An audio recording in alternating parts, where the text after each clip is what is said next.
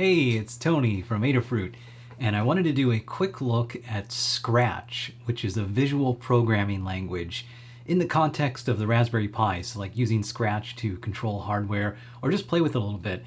And you might wonder like, okay, why are you messing with, this little kid's toy? But it's actually pretty interesting, and I think it's kind of cool if you look at the Scratch visual programming language. Even as an adult, it's interesting to look at it as a good thing to show to kids and children, because usually, especially if you're a pretty experienced programmer, you're gonna have people coming up to you asking like, okay, how do I get started? And if you're starting from ground zero, Scratch is a pretty good place, I think, to go and check out. So I think it's pretty neat that the Raspberry Pi, it comes with Scratch by default installed on like the full versions of the Raspbian operating system. So you've got it already, it's there, you can open up, check it out, kick the tires a little bit, and I'll show you some interesting things it can do. So it can actually control some of the hardware on the Raspberry Pi, like you can blink some LEDs or even read a switch. And you might not have realized that. It was only within, I think, the last year or so that they've added some of those capabilities. So let's just kind of dive in. This will probably be a little bit of a quick look, but we'll kind of see what happens. So let's go to the main shot real quick, and I'll show you what I've got here. So I've got the Raspberry Pi. This is the Pi 3, but any Raspberry Pi works. I do recommend the Pi 3 if you're doing stuff with Scratch, because you're going to need to use the desktop mode of the Raspberry Pi. So like use the video output, hook it up to a monitor. And the Pi 3 is really the one that's the most usable with the desktop. Like it feels like a real computer. If you use the 2 and even that Model A, the original ones, they're really slow, so have some patience. But Scratch, luckily, it's not a very demanding application, so it's still usable on those older systems. It's just you might be a little bit frustrated. And like I mentioned, you probably do want to hook up a HDMI output or a video output. And I also have a mouse and a keyboard hooked up, just a little wireless one here. So that'll help. But I do actually have my Pi connected over VNC, which is like using the graphical desktop environment over a network connection. So on my Mac machine here, it's actually looking at the desktop from the Raspberry Pi. And I'll put a link in the description below. We've got a great tutorial that walks you through exactly how to do this. You just have to install a little software package. So look in the description below when this goes up on YouTube, and I'll have a link here. Follow this, and then you can have exactly what I have right here, where I've got a little connection to my Pi, so I don't have to have the monitor and stuff set up for it. But you do have to do some initial setup to get to this state, so you're gonna have to connect to the Pi somehow to get this set up. But once you do that though, you've got the desktop and you can play with Scratch. And so I'll put a link. This is the homepage for Scratch. And so Scratch has been around a lot longer than the Raspberry Pi. It's been a visual programming language from a group at MIT, I believe, called the Lifelong Kindergarten Group. I think I've got that correct. But basically, people that are interested in how do you teach programming, because as an experienced programmer, you just think like, oh, you just need to learn if and while loops and, functions and all these things. It's easy. It only took me like 10 years to figure it out. So you can see that that's maybe not the best for beginners, and especially children who maybe aren't, developed enough to think through all these really complex logic things that you sometimes need to deal with in programming. So that was their, I think, thought around making this a visual language where, you can represent the exact same types of control flows. Like if you look right here, this is showing a visual program, and this is a loop right here. So it's like repeating things 10 times, moving characters around, playing sounds, stuff like that. But these are all blocks that you can move around, so that, if you wanted to change this and maybe add like another sound that you're going to play, you drag a sound block onto here instead of having to know like, oh, I'm inside of this for loop, and inside of there's a certain context where all these variables are allowed, and there's a certain format for the commands that I need to write, and I need to make sure that I end with a semicolon, and all of that little baggage that gets in the way of just learning the core of, I have these instructions, I want them to run in this order, I have this logic that I want to apply to it. So it simplifies that, and I think that's pretty cool and pretty interesting. And even as an experienced programmer, like I might not use Scratch myself, but I like to be familiar with it so that, like I said, I can recommend it to people or say, hey, check this out. You want to get started, this is a really cool place to go with it and try it out. And the other reason I want to look at this too is because I actually am looking at Scratch. So, we'd love to do more interactions between Adafruit hardware and Scratch. And so part of that is we need to know how this thing works and how we can extend it. So that's kind of the purpose of this quick look. Well, I'll show you a few things that I learned with Scratch that'll hopefully be useful as far as like how to use it with the Raspberry Pi. Now, the one thing to check out, the raspberrypi.org website does have a lot of really good info on using Scratch, because unfortunately I won't go too much into the background of this, but Scratch is in a little bit of a weird spot right now in that, Scratch, it existed way before the Raspberry Pi. It started out as a desktop application. Nowadays, desktop applications are not nearly as popular as they were. Everyone has phones and web pages and things. So there's a version of Scratch called Scratch 2.0 or 2.x, or the next version of Scratch, which is more of a web-focused thing, and it was built using Flash. And unfortunately now Flash has kind of gone out of favor. But I think from what I understand, they're working on a new system, or at least another version of Scratch, that's going to use a different framework, be more web-friendly. So I think a few years from now, it'll probably be really clear, there's one Scratch that you want to use that hopefully works across all the platforms. For now, you've got this weird state where if you use Scratch on your desktop, you're probably going to use a version that's different than what's on the Raspberry Pi. So the Raspberry Pi ships with a version of Scratch, the older version of Scratch, so it's more like a desktop application. So just something to be aware of. You don't bog yourself down trying to figure this stuff out. But if you do notice, wait, Scratch looks a little different on my computer versus on the Raspberry Pi, that's the difference. They're different versions, and it's getting worked out. Hopefully it is. But stick with the Raspberry Pi documentation because they kind of lead you on the right path from what I've seen here. They tell you to use the version of Scratch on the Raspberry Pi. So I'll put a link to this little getting started guide. This is a really good one. It just tells you, here's how to run Scratch. And when you run it, it tells you, okay, this is what you see. So here's the window, here, the different parts of it. So really good stuff to skim this. It tells you some basics of how to get started. Even if you are experienced, you should probably look at this because the UI for this old version of Scratch can be a little confusing to get started with. So check this out. And then we'll also look at, there's a nice little write-up about how to use GPIO, or basically control, the pins on the Raspberry Pi. So you can't see them because I have the little cable right here connected up that expands out the GPIO, and I've got a few things connected to it over here that we'll look at. But you can actually control the pins on the Raspberry Pi. Now, you can't control them with the same power as you can with Python or maybe more advanced programming languages. But you can do basic things. You can turn on LEDs, you can read a switch, and you can combine that with all the other stuff in Scratch. So you could build a game, maybe have characters moving around a screen and you're pressing buttons to do things with that. So still a lot of power to be had here. So let's just dive in. Like I said, I'm connected to the graphical desktop environment. I'm running the latest version of Raspbian Jessie, and the full version, not the light version, because if you get the light version, you're not going to have the desktop, you won't have Scratch, you'll have a lot of problems. So go for the full version. And if you go to the menu, under programming, you want to pick the Scratch option down here. And so this will load Scratch up. And you can see here's Scratch. This is what it looks like when it runs. So like I said, it's a desktop application. I don't know what framework they used to write this. It looks like some kind of custom GUI that they used for this, which isn't a bad thing because this is cross-platform. But it's it doesn't maybe necessarily look like a lot of other desktop apps.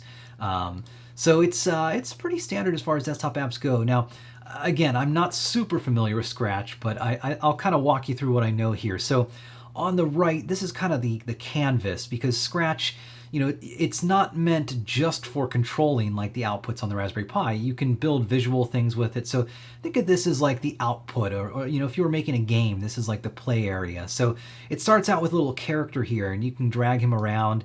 And this is this guy right here. So it has a sprite, or you can give it a name. So we'll say, I don't know, we'll call this Scratch the Cat. Oh wait, I'm not using the right keyboard here. This is a little confusing. I have multiple mice and keyboards for my Raspberry Pi here. All right, we'll call this guy Scratch, Scratch the Cat. Scrath, there we go, Scratch. So you can name him, and you notice here, it's showing here's his position, the direction he's pointed. Because if you see on the left here, there are all these blocks. And these are actually the blocks that you assemble into a program in Scratch. And so the blocks here, you can see they're different tabs, like the motion tab, looks tab, sound tab, all kinds of things here. So these motion blocks control for this sprite the actions that it'll take. And you can just drag blocks onto the script area here. So move 10 steps, maybe turn 15 degrees, and then maybe move 10 more steps or something. So these could be some actions. And when this runs, it tells this character, okay, move 10 steps, rotate yourself, which I can't do with the mouse, and then move, another 10 steps down. there. So that's what you do. Now, the one little thing that kind of tripped me up as an experienced person, because I thought, hey, I don't need to read the instructions. You need more than just these steps here. You need something to tell this script how to start. And so in this control area, now you've got some options. So this top one is probably what you want. So when the green flag is clicked, and I'll drag it up to the top, then basically it'll start the execution of this little block of script here. And by the way, all of the blocks, they flow vertically. So they start from the top, and then actually when I clicked this, it actually invoked it. They start from the top and then they flow downwards. And you can see how these things, each of the blocks has a little tab. And so there's a little tab at the top here that tells you, hey, something can come before this. And then I've got a tab down here, so something can come after this. So if you drag blocks close together, you can see it kind of lights up and says, okay, I'll connect both those together, so that when the green flag is clicked, it's going to go through step by step and run each of these steps. So it's going to move 10 steps forward, turn 15 degrees, move 10 steps forward. So if I click the green flag here, you can see it goes through and it runs the whole program, and I can keep clicking it. And so he's just kind of spinning in a circle, which makes sense because, he's turning 15 degrees. Now I can change these values if I say like, let's turn 60 degrees and maybe move 20 steps next time. So let's see what he does here. So now it's kind of like a bigger, he moved a lot more. Or maybe I can say, let's move 100 steps forward and then move 60 degrees and 20. So now he kind of slides down and rotates around there. So pretty cool, pretty powerful. Now there's a lot more stuff you can do though. So there's all kinds of, especially in this control category, this is where you get into more of the traditional programming kind of stuff, like the blocks and things that you would expect. So you can have things like a loop, a repeat loop. And if I drag this in, I can actually kind of swallow all of those commands, so that now whatever is inside of this repeat block is going to repeat some number of times. So like 10 times, so how about instead of moving 100 steps, let's go back to 10 steps and 15 degrees. So now when this runs, it's going to do each of these commands, but when it gets down to the bottom of this move, it's actually going to repeat this whole block some number of times. So it knows that it should only do this 10 times. So if I click the flag, then, this guy should kind of spin in place 10 times. So he'll probably end up, maybe sometime up, somewhere around up here, I would bet. So something like that. So, hey, look at that. He just spun around 10 times. So that's cool. And there's all kinds of stuff you can do. So like you can loop forever if you want. You can put some delays in. You can have an if condition here. So this could be like if something is true or if something's not true, then run a certain block. And we'll come back to these in a second. So there's a lot of capabilities. Oh, and if you want to delete a block, you right click and click delete. And then one thing to be aware of, if you delete blocks that are connected, like if I right click, well, this is actually kind of annoying. You have to like disconnect them. And then if I delete this repeat block, it actually kills the whole block, like everything inside of there. So be a little careful, that can trip people up. Apparently they have an undelete that you can use also. So, oh, that's kind of weird. It just drags out the last block I had. So that's what that does. Again, you probably want to kick the tires a little bit. Like if you're going to introduce someone to Scratch, get a little familiar with it first, because like I said, some things, I wouldn't say that they don't make sense, but it's just, this is kind of older software that does things in its own way. So make sure that you try it out a little bit. Now there's lots of cool stuff. So there's this sensing block here. This is actually sensing in the context of like a character or a sprite right here. So if this thing touches another sprite, and you can create other sprites, like if I click this, then, oh wow, you can paint something here. Well, I didn't even look at this. So hey, we'll make a happy face inside of here. So there's my happy face sprite, and then I click OK, and hey, look at that, there's this guy here, and I think I can move him around. There we go. Yeah, I can pick him up, and see, he can have his own code, or she can have her own code inside of here. So if I wanted, maybe this character is like the good guy that's walking around, and Scratch the cat's trying to, the bad guy's maybe trying to chase him. You can have a program for that, and then I'm assuming I can go back here, and yeah, so here's the code for Scratch the cat. Okay, so anyways though, so you can have different sprites. Now, like I was saying, this sensing stuff, this is all in the context of these sprites. It's not in the context of like things connected to your Raspberry Pi, unfortunately. But you can control stuff with the Raspberry Pi. So that's where this GPIO write-up comes in, where they talk about, so this is something that the Raspberry Pi Foundation has done in the last year or so. They've added some of this GPIO control to Scratch. And it's a little bit of a weird process how they've done it. You actually have to make a little web server. I believe it's a web server that they make. And then there's this broadcast capability in Scratch where you can have like a plugin, and there's a broadcast block that you can use. So under control, there's this broadcast block.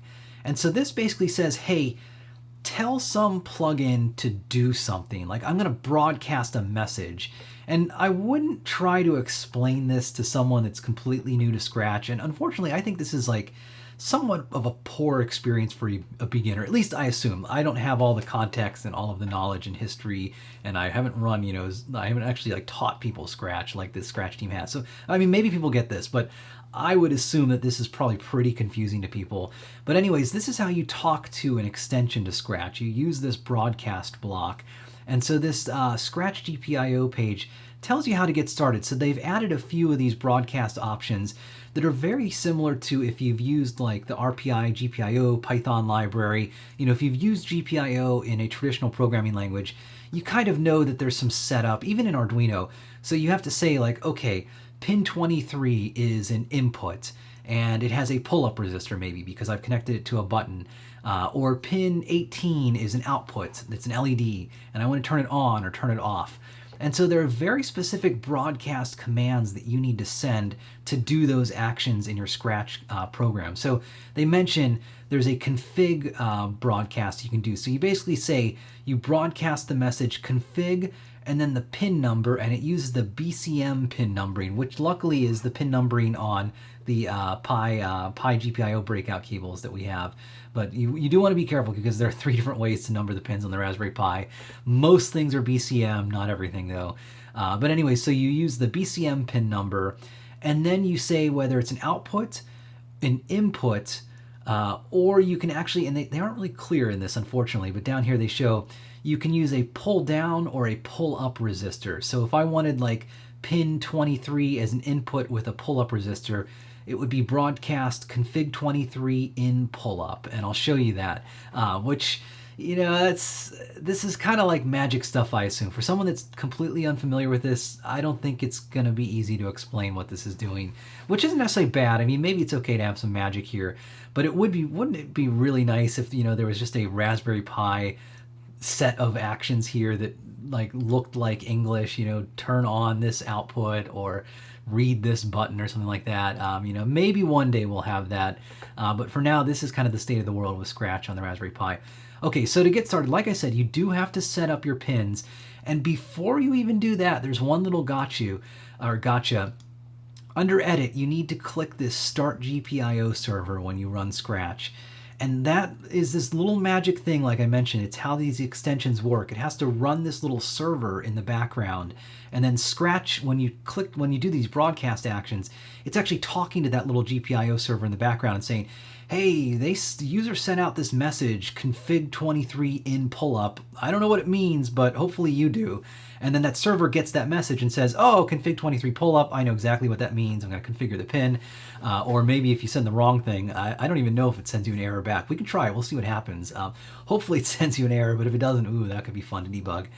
Anyway, so I've turned on the GPIO server, and now let's configure. So on my Raspberry Pi, I have an LED connected to pin 18, and then I have a button, just a momentary push button, connected to pin 23 on one side of the button and then ground on the other side of the button. So that means I need to use like a pull-up resistor to keep the button input at a high logic level until it's pressed, and then it gets pulled down to ground.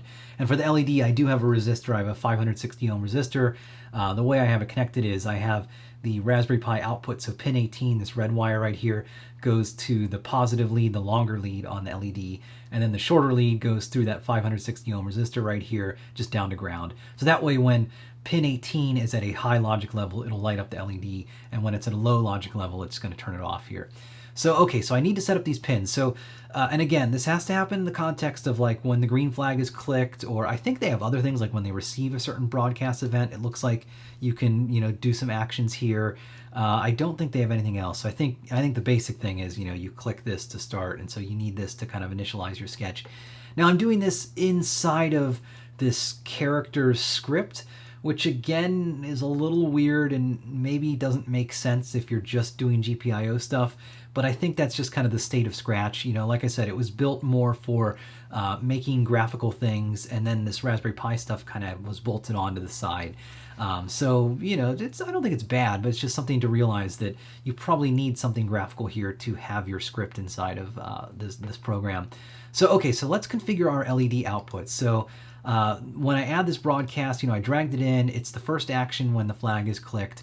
And then here is where I need to actually give it that config value. And it's a little weird. You have to add a new message, and it keeps a cache of messages so you can reuse them, but it's a little weird. I'm not sure why they do this.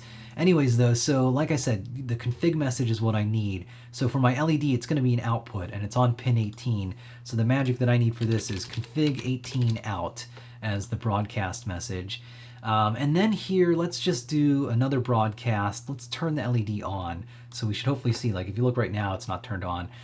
So if I do for this, so I'll go back to the guide, and you basically say GPIO, and then the pin number, BCM pin number, and then on or off to turn it on or off with a single action here. So again, we'll say, okay, let's make a new string for this. We'll say GPIO 18 on. Okay, so now when I click the flag, let's see what happens here. So I click this, and hey, look, the LED came on. So cool, so that works. And then you can get more advanced here. So, this setup has to happen, I assume, every time my script runs. So I'm going to keep this at the top. But let's add a forever loop here, and let's put our GPIO on inside of there. And then let's put a little delay. So we'll say, okay, we'll wait a second. So we turn the LED on, we wait 1 second, and then let's put another broadcast in after this. And let's add a new line here, and we'll say GPIO 18 off. And then let's add another delay here, so we'll wait a second.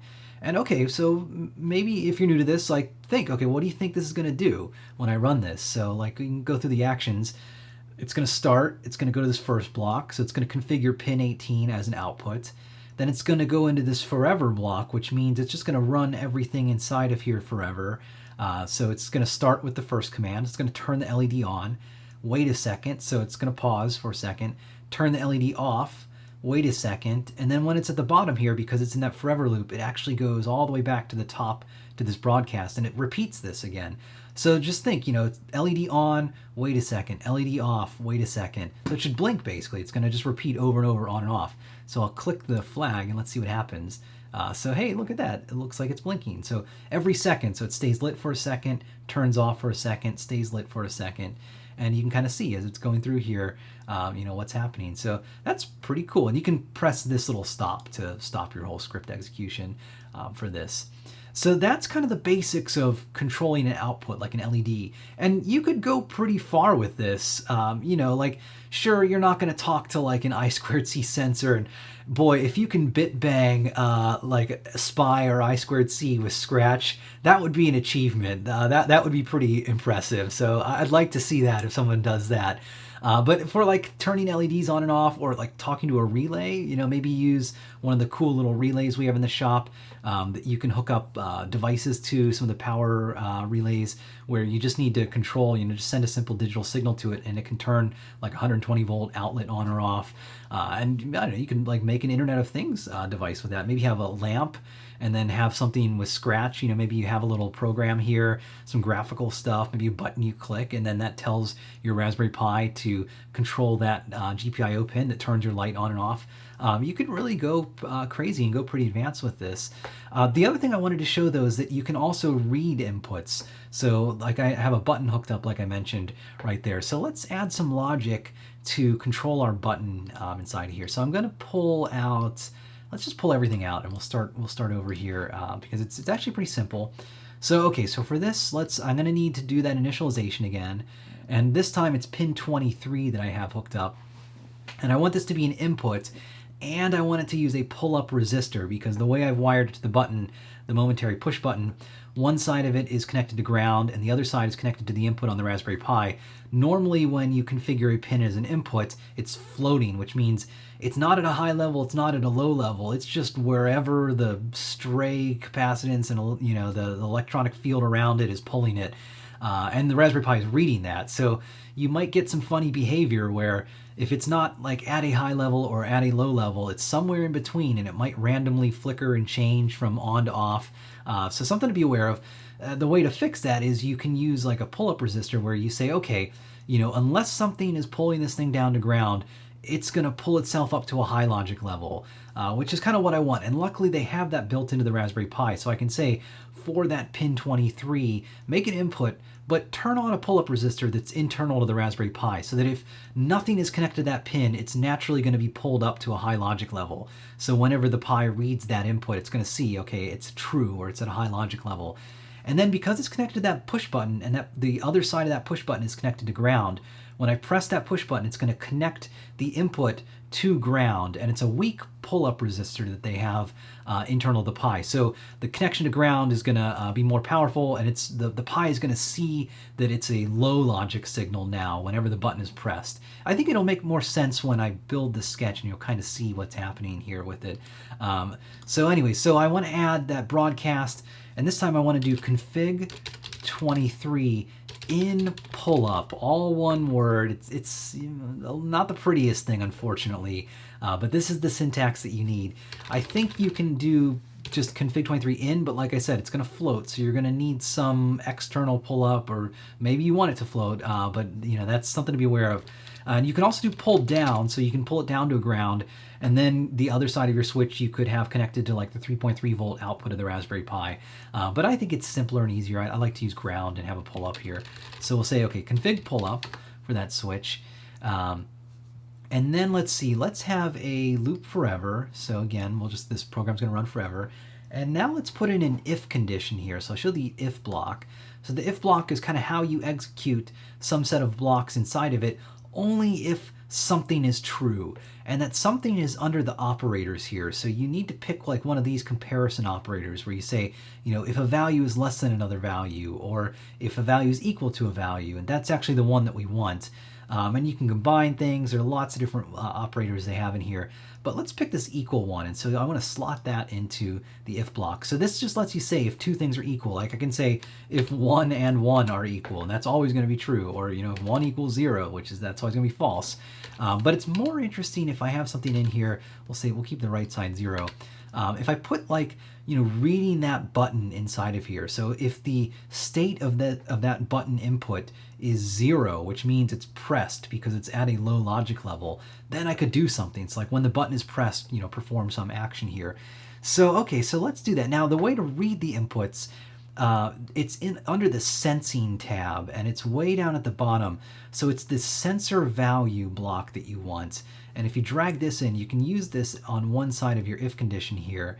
And then you want to open this up, and you do need to be careful because basically it needs to know about this broadcast block that says, okay, this is a config of pin 23 as an input with a pull-up resistor.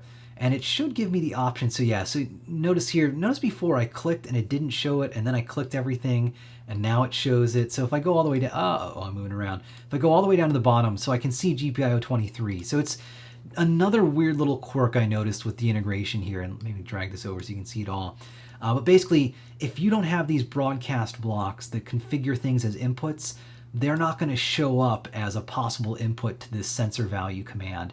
And if you do have that broadcast block and you don't see them, click around a little bit. I think it needs to internally refresh its state, and then it'll actually show them. So just something to be aware of.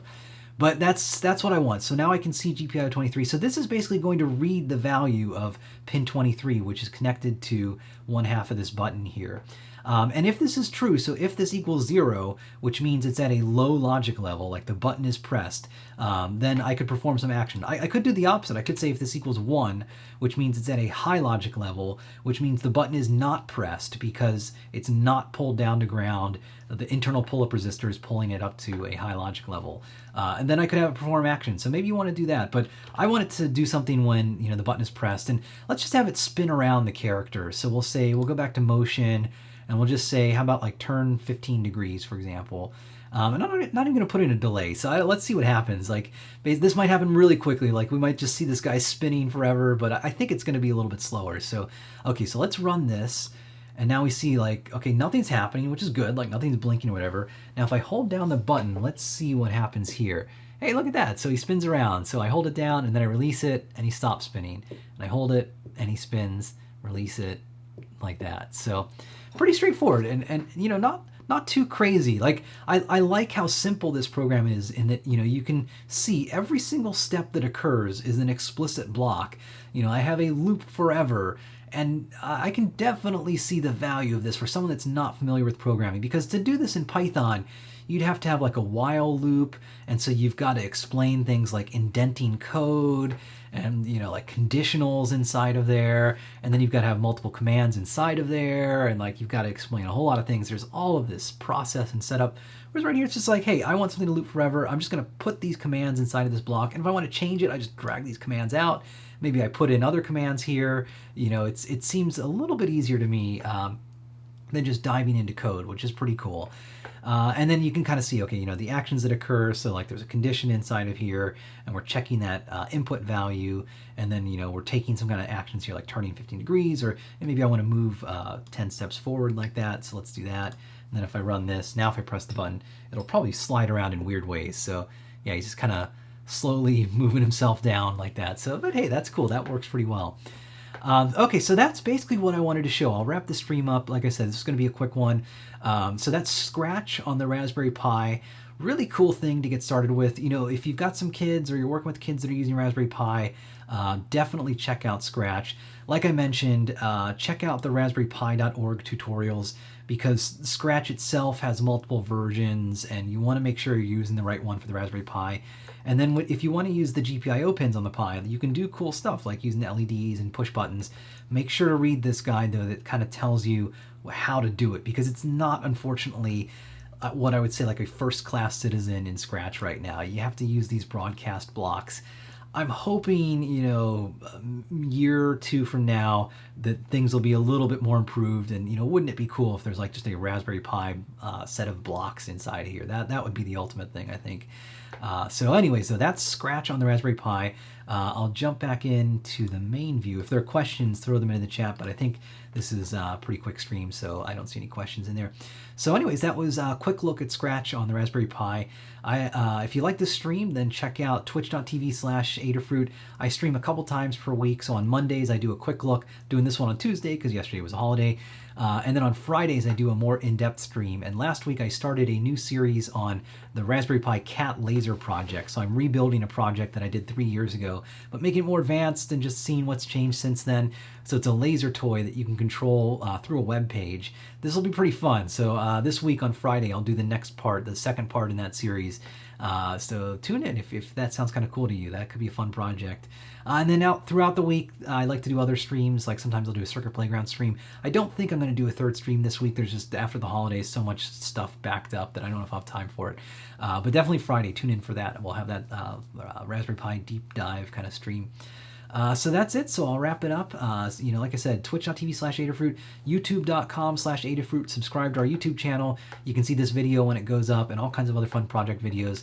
We're doing all kinds of fun stuff throughout the week. I just liked yesterday, Lady Ada did a stream and PT, the social dining experiment, where there's a whole kind of thing on Twitch where people live stream eating a meal. So, hey, if there's something cool and new on Twitch, we're going to check it out too. So that's just the way we are at Adafruit. So hey, maybe we'll have some social dining from me in the future. But anyways, until then, this is Tony from Adafruit. So like, comment, subscribe, let us know that this is good stuff, and we'll keep making it and we'll keep pumping out the great content like this. So I'll see you guys later. It's Tony from Adafruit.